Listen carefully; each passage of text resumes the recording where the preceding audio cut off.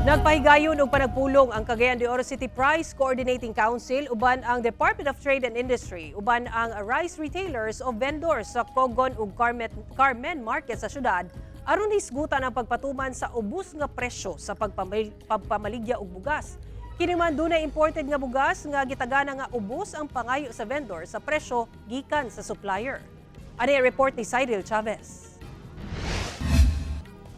Gipulong sa mga personahe sa City Price Coordinating Council o CPCC uban sa Department of Trade and Industry kung DTI ang mga rice retailers o vendors sa kamerkaduhan sa Cogon ug Carmen sa Cagayan de Oro City. Tumong sa mga panagpulong nga mahisgutan ang pagpatuman sa Executive Order No. 62 sa National Government nga milaraw sa pag-ubos sa taripa sa mga imported nga bugas nga moepekto usab sa ubos nga presyuhan sa bugas sa kamerkaduhan. Sigon ni Attorney Edgardo Uy, kinsa co-chair sa CPCC, nga malipayon sila sanglit nasabtan sa mga retailer o vendor ang mando ug ipatuman matod pa nila kini. Ang tinguha lugar yun nga katong reduction sa bugas presyo kinahanglan nga moabot yun dito sa consumer katong pumapalit.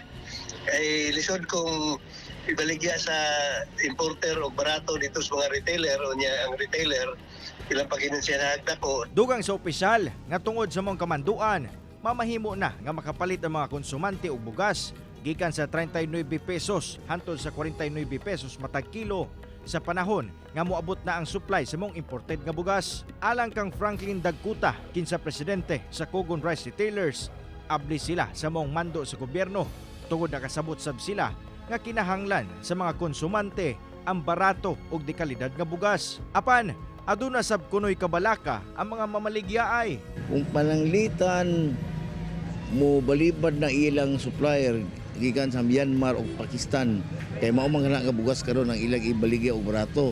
Kung mobalibad karon unsa ka ang resulta? Ang tubag sa LGU, Ang ilang ibaligya nga barato kadto ra sang gipalit nila barato. Kung nakapalit sila o mahal, of course, di ba po na lugar, di ba na sila maingnan yung pagpalkansi ka mo. So katong nagipalit nila barato niya itong importer nga nagpahigayon lugar nini nga programa, moro sa ibaligyan nila barato. karong simanaha gilauman nga maapod ang maong baratong imported nga bugas sa kamerkaduhan.